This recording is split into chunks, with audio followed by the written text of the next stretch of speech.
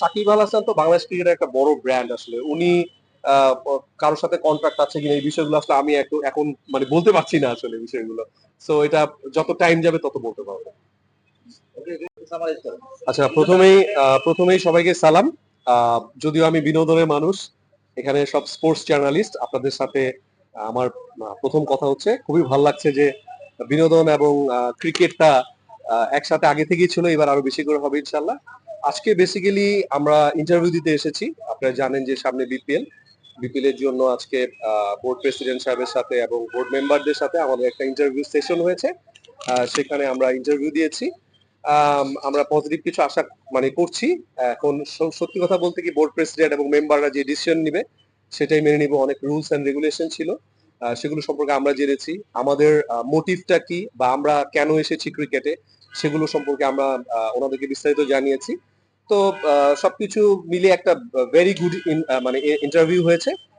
আমরা তো আশাবাদী করতে পারি, বাট আমরা এখন বিসিবির উপর আসলে ওয়েট করছি তাদের ডিসিশনের উপর। ওনারা যে ডিসিশন নেয় সেইভাবে আমরা আগাবো আসলে। আচ্ছা, থ্যাংক ইউ সো মাচ। আমি আমরা এসেছি রিমার্ক হারলান থেকে এসেছি।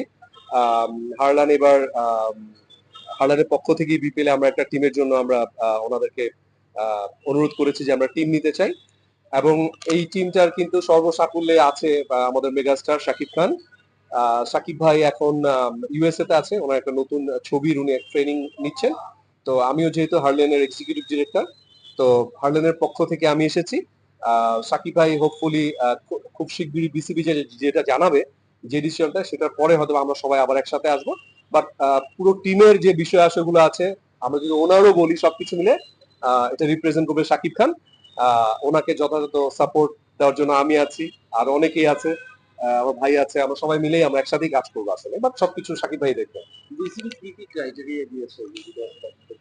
ওনাদের সাথে কথাবার্তা বলে বুঝলাম, রুলস এন্ড রেগুলেশন বলতে ওনারা ভেরি প্রফেশনালি আগাতে চায়, আমরাও প্রফেশনাল কাজ করতে চাই, এগুলো নিয়ে আসলে আলোচনা হয়েছে সবকিছু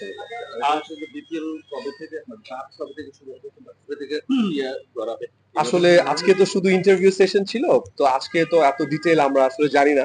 এটা বিপিএল থেকে ওনারাই হয়তোবা জানাবেন যে কবে ড্রাফট হবে, হয়তোবা ওনাদের মাধ্যমে জানতে পারবে, আমরা আসলে এত ডিটেইল জানি না আসলে সবকিছু মিলে। ইমন ভাই, আমরা জানি যে আসলে সাকিব খান এবং সাকিব আল হাসান দুইজনে এইটুক বলতে পারি, সাকিব খান, সাকিব ভাই আমার বড় ভাই, সাকিব ভাই আর আমাকে দেখবেন।